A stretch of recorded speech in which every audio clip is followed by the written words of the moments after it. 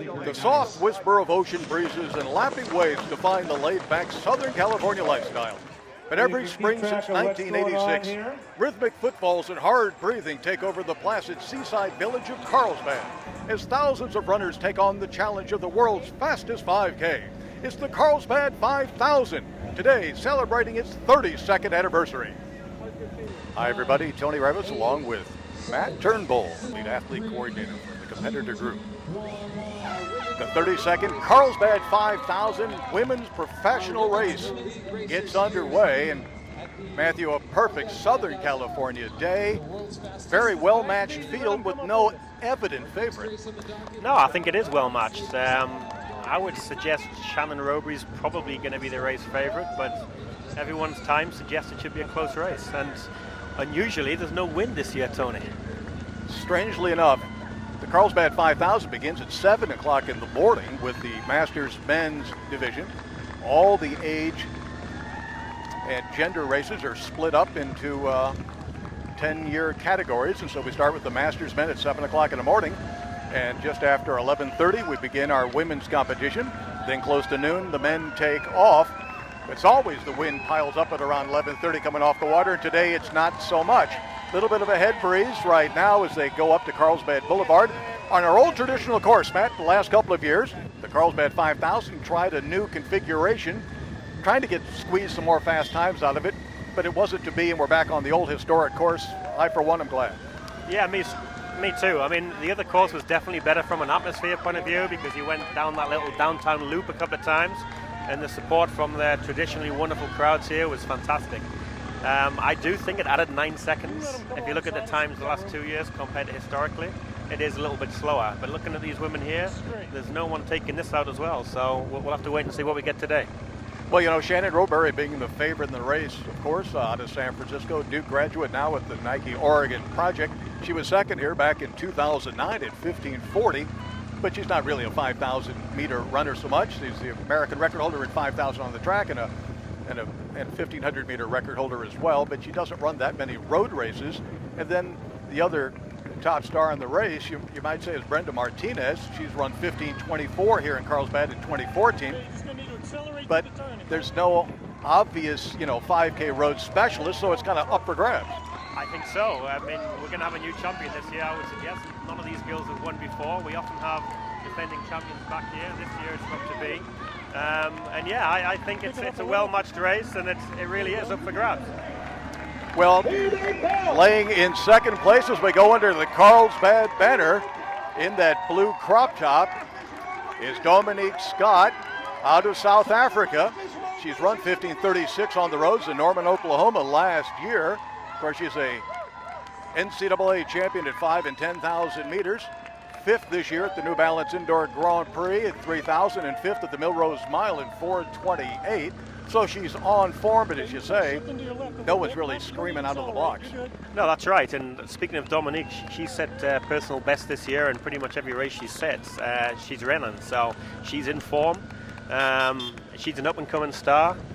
She's been over here in the States for a long time, recently married, and she's got a great future ahead of her, and she was excited to come over here. She mentioned to me last year this was on her calendar from very early on, so she's been preparing for this race straight after indoors. Lauren Paquette out of Memphis, Tennessee, and the Brooks Racing Team has the lead, has a personal best of 15:14 on the track at 5,000 meters, ran a PB over 3,000 meters indoors in January at 8:54.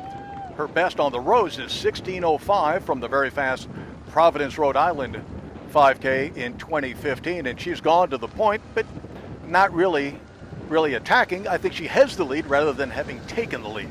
I think that's correct, but she does seem to have put a little bit of an injection in here, and they're just starting to get strung out a little bit. There's a couple dropped off the pack, but if you look at the front 5 or 6 there, they were all in the Olympics last year. So these are real superstars we've got here today, and it's great to see a closely matched field. And I think it's usually won about 3K, and it looks as though it's going to be the same again today.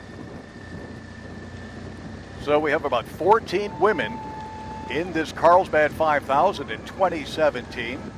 Lauren Paquette, number F2, has the lead, followed by Dominique Scott out of South Africa, course, she was at the University of Arkansas, where she won her NCAA titles. So she's definitely has the speed. Sarah Lahti out of Sweden, F9. She's a national record holder as well. Have you talked to her before the competition? Actually, Sarah has been over here in the States since the New York Half Marathon and has been over here on the West Coast training. So she came straight to the race this morning. So I haven't had a chance to see exactly where she's at. But she did set a PR and I think a national record for the half. So she's obviously in shape. Here is mile 1, 5:04. 5:04 is the first mile. Last year it was 4:51. So that tells you they are all pretty much playing their card very close to the chest. Yeah, I think so. And we kind of said before, no one's taken it out. Lauren Paquette's obviously realized that it is a little bit of a slower pace than usual. So for the last 800 meters at least, she has injected something.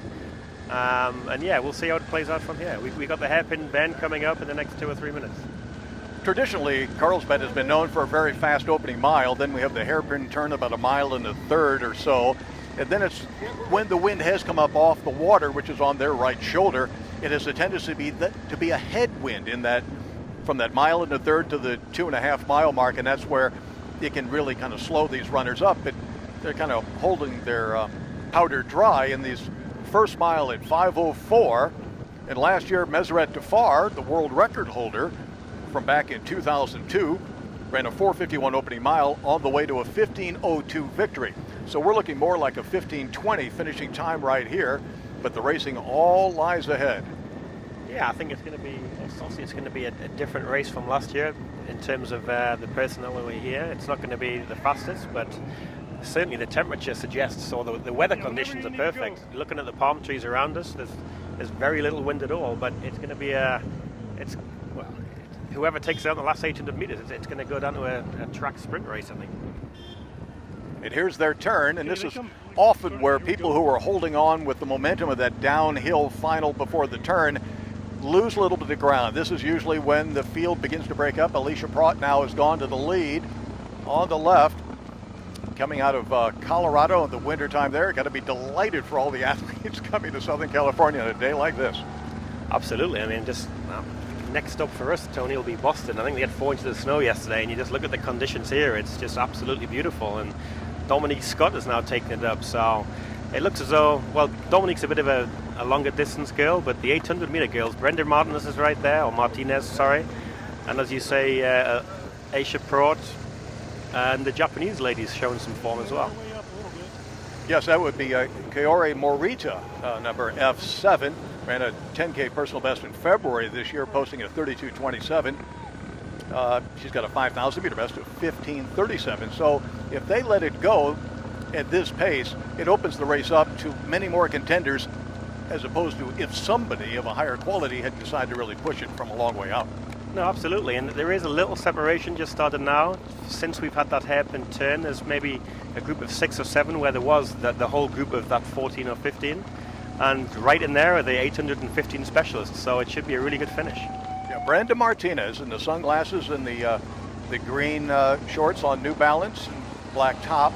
She's tucked right in there. Now, again, she has run 15:24 a couple of years ago on this course, and so she knows it very well. This has always been sort of a standard training preparation for a lot of these athletes, male and female as well. They're ramping up, of course, toward the national championships, the outdoor season. So Carlsbad is perfectly situated for this crowd. That's why I think they love to come here, besides the history and the tradition and the beautiful weather. Yeah, it sits perfectly in the calendar. There's very little else going on of this kind of distance and this quality. So people know they can come here, and it's a great kind of platform between indoors and outdoors. Brenda Martinez, of course, in February is part of the New Balance team that set the distance medley relay world record at that indoor meet in Boston. So she's got plenty of speed to burn, but so does Shannon Robury, and Shannon is right in the middle. She's sort of sitting right in the saddle. She's getting all the energy from the leaders, the people on the left, people on the right. So in many ways, packs have a tendency to look for the alpha, and it may well be that Shannon is that person in this pack. I think so, and right now it's difficult to pick a winner, but you'd probably put your money on one of the track specialists, which is very much Shannon, but the closer we get to the finish, it really is good about those 815 girls, of which Shannon's capable of closing very fast. And hey, if Brenda's still there as well, it could be a really, really close finish. I was visiting with Emma Coburn, the great American steeplechaser Olympian, who is here with Aisha abroad and Will Lear, her husband, off on a little bit of get out of Colorado in the last part of the winter, do a little training in Southern California. So she said she kind of likes the atmosphere here at Carlsbad, and who knows, she may give it a whirl next year. That'd be a get. No, it'd be fantastic. And yeah, they said they wanted to come down and support the Friends, which is fantastic. And I've already had the conversations about next year. It's a great year next year, of course, with no World Championships or Olympics. So it could be a great opportunity for her to come and make her 5K road debut. You can pass Victor if you need to. Now we're seeing that pack one by one begin to thin.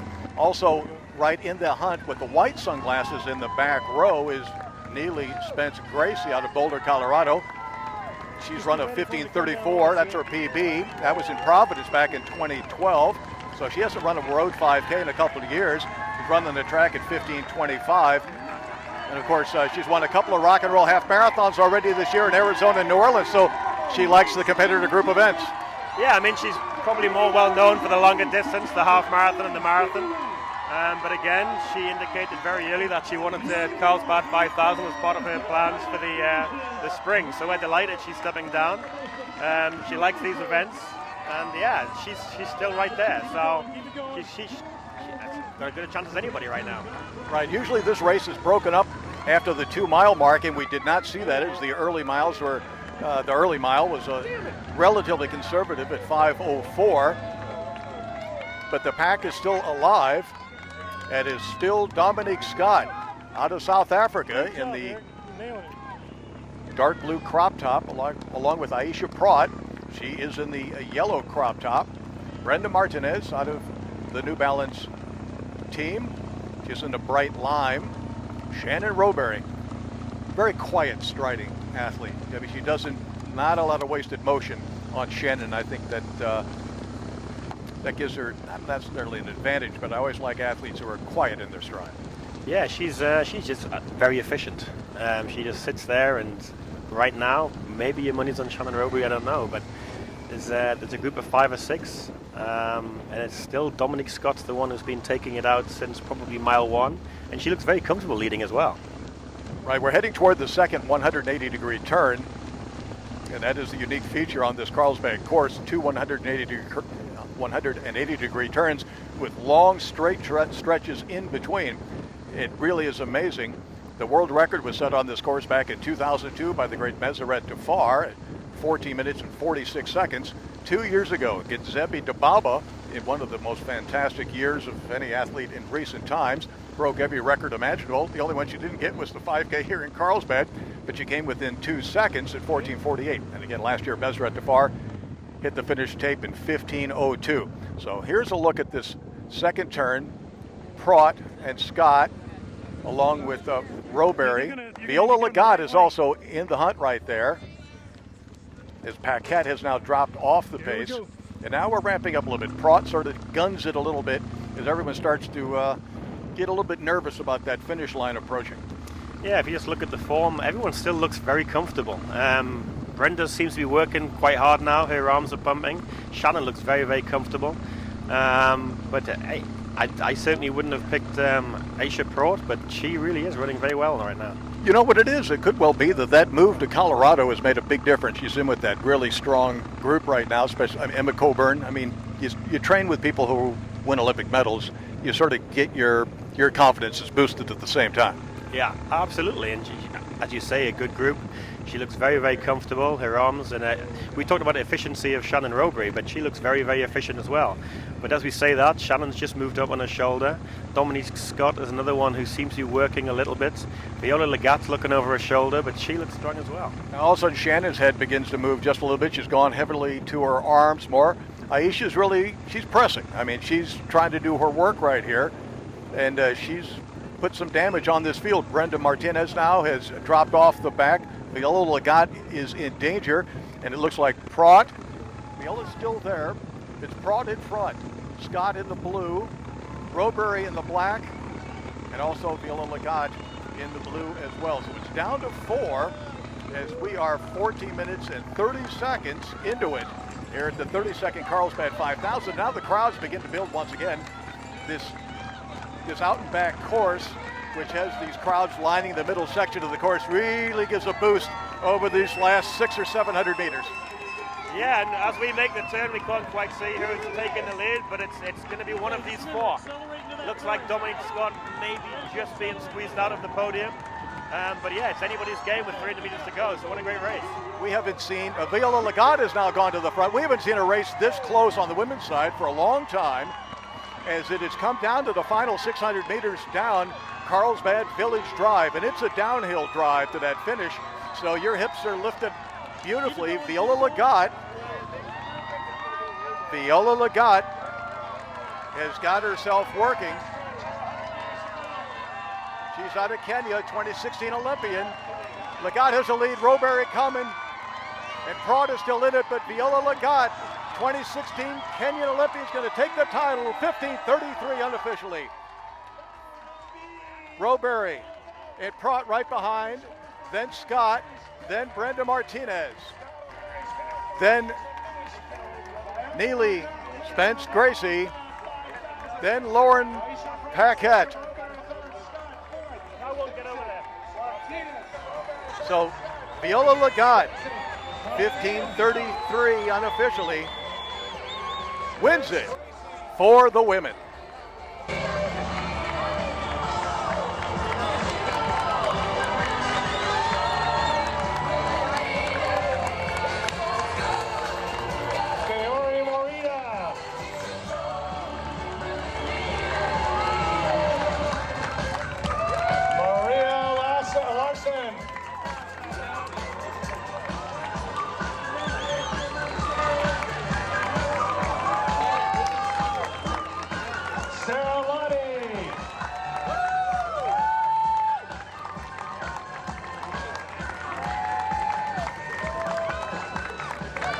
Natasha Lamode.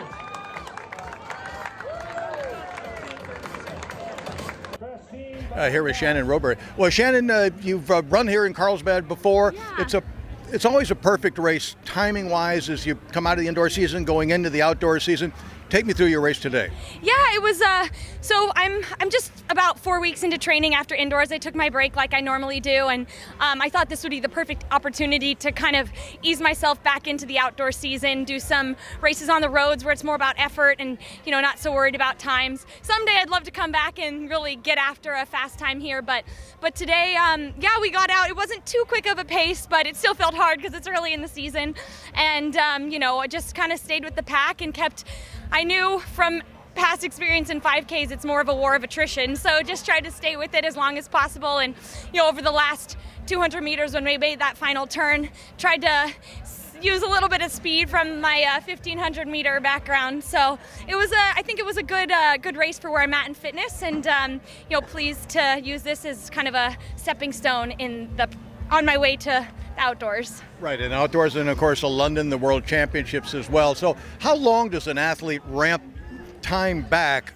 for the major championships of the year in training and in preparing with other races? Yeah, you know, last year with World Indoors being so late, I was still taking my break at this time, so I'm getting a little bit of an earlier start on it. I get an extra 4 weeks to put in the base work compared to last year, so that's nice. I don't have to feel as rushed kind of preparing, but usually it's, you know, usually sometime in April is when my outdoor training gets started again, and you know, May is always when the track races seem to get started with, you know, as a Nike athlete, Prefontaine is important, and US Champs is always a battle to make any team for the USA, so I'm getting ready for that in June. So it's a long build up, but you know, I find that for me that really helps kind of sharpen me, and so far I've been able to be ready when it mattered the most. Great. Well, it's great to see you here in Carlsbad. Good luck the rest of the year. Thank you very much. Appreciate it.